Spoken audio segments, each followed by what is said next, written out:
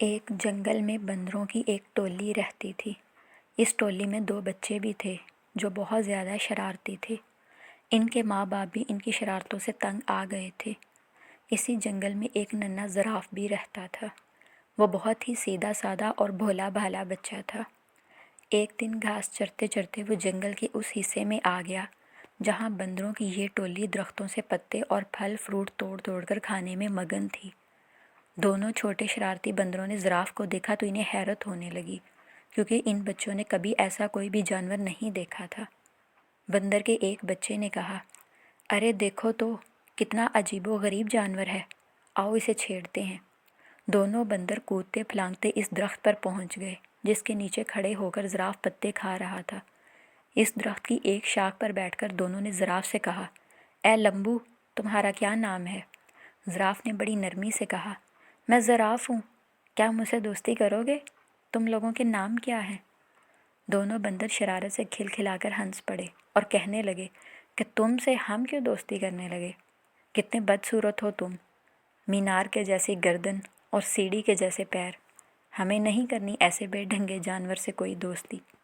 اتنا کہہ کر دونوں بندر زراف کو چڑھانے لگے۔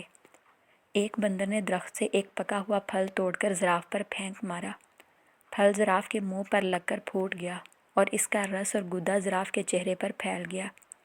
یہ دیکھ کر دونوں بندر کہکا مار کر ہنسنے لگے اور کودتے پھلانگتے وہاں سے بھاگ گئے۔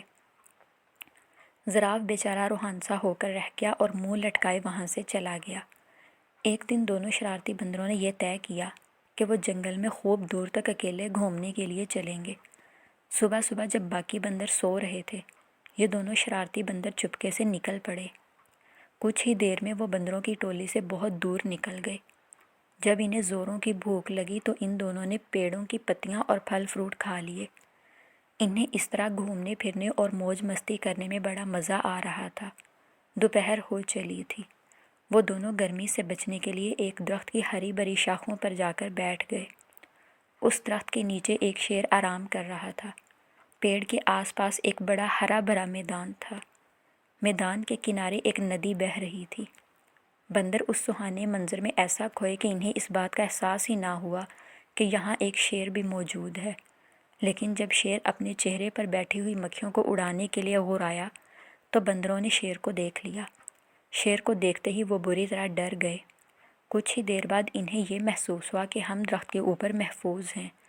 چونکہ ان کے اندر شرارت کوٹ کوٹ کر بھری ہوئی تھی، اس لیے یہاں بھی انہیں شرارت سوچنے لگی۔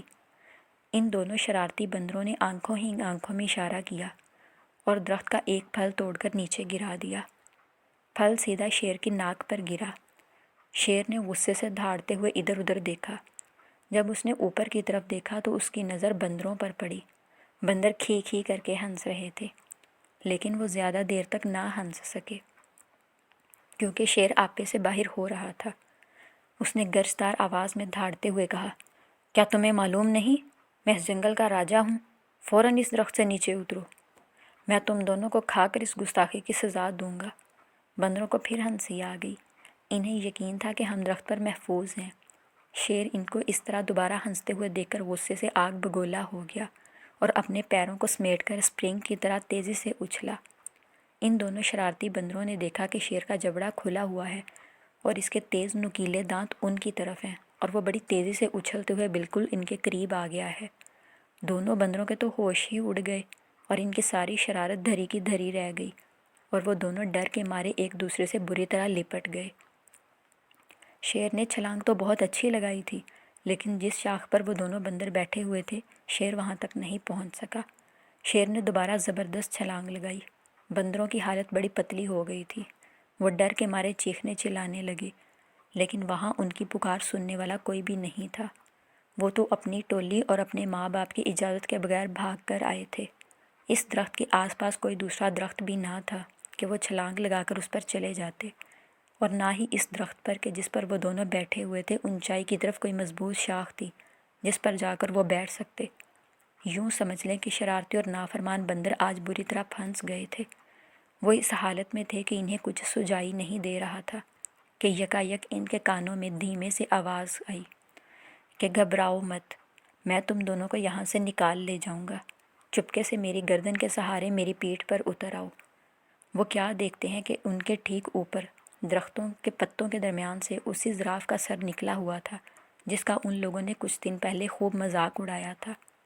بندروں نے ایک دوسرے کو شرمندگی سے دیکھا کہ آج وہی زراف ہماری جان بچانے کے لیے تیار ہے۔ اس زراف کو اس دن کی شرارتوں اور مذاق وغیرہ کا ذرا بھی خیال نہیں ہے۔ دونوں بندروں نے اپنی نگاہیں نیچی کر لیں۔ زراف نے کہا، میرے دوستو، جلدی کرو، اگر شیر نے مجھے دیکھ لیا تو وہ ہم تینوں کو کھا جائے گا۔ بندر اب ڈرتے ڈرتے زراف کی گردن پر پھسلتے ہوئے اس کی پیٹھ پر سوار ہو گئے اور زراف انہیں لیے ہوئے تیز رفتاری سے وہاں سے کھسک گیا۔ شیر کو پہلے تو پتہ نہیں چل سکا کہ کیا ماجرا ہے، لیکن جب اس نے زراف کی پیٹھ پر سوار ہو کر دونوں بندروں کو بھاگ نکلتے ہوئے دیکھا تو اس نے دھاڑتے ہوئے ان کا پیچھا کیا۔ بندروں نے پیچھا کرتے ہوئے شیر کو دیکھا تو ان کی جان نکلنے لگی اور وہ بری طرح چیخنے چلانے لگے۔ شیر پوری قوت کے ساتھ بندروں کو پکڑنے کے لیے دوڑ لگا رہا تھا اور غورائے جا رہا تھا۔ زراف نے بندروں کو سمجھایا کہ ڈرنے کی کوئی بات نہیں، اب تم دونوں بالکل محفوظ ہو، شیر مجھے کبھی نہیں پکڑ سکتا۔ اور سچ مچ ہوا بھی ایسا ہی کہ زراف نے شیر کو کافی پیچھے چھوڑ دیا۔ ایک محفوظ جگہ پر پہنچ کر زراف رک گیا۔ بندر چھلانگ لگا کر اس کی پیٹھ سے نیچے اتر گئے۔ تب زراف نے ان دونوں سے کہا، اس دن تم دونوں نے میری لمبی گردن اور میری ٹانگوں کا بہت مذاق اڑایا تھا نا، آج دیکھ لیا نا کہ انہی کی وجہ سے تم لوگوں کی جان بچ سکی ہے۔ لمبی گردن کی وجہ سے ہی میں تم دونوں کو دور سے دیکھ سکا اور درخت سے تم کو اتار سکا، اور لمبی ٹانگوں کی وجہ سے تیز دوڑ سکا۔ بندر اس پر کیا کہہ سکتے تھے؟ دونوں نے شرم کے مارے اپنی اپنی گردنیں جھکا لیں اور خاموش رہے۔ ان کی یہ حالت خاموشی اور شرمندگی کو دیکھ کر زراف نے ہنستے ہوئے خود کہا کہ چلو چھوڑو ان باتوں کو، بھول جاؤ پچھلے قصے کو، اب آج سے تو تم میرے دوست بن کر میرے ساتھ روزانہ کھیلو گے نا۔ زراف کی یہ بھلائی دیکھ کر دونوں شرارتی بندروں کو اپنی حرکتوں پر سخت غصہ آنے لگا کہ ان لوگوں نے اتنے اچھے اور پیارے زراف کو کیوں ستایا تھا اور اس کا مذاق کیوں اڑایا تھا۔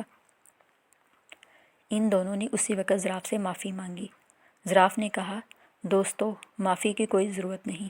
اتنے بڑے دل والے زراف کی یہ باتیں سن کر ان دونوں شرارتی بندروں نے فیصلہ کر لیا کہ آج کے بعد سے وہ کسی کو نہیں ستائیں گے اور کسی کا مذاق نہیں اڑائیں گے۔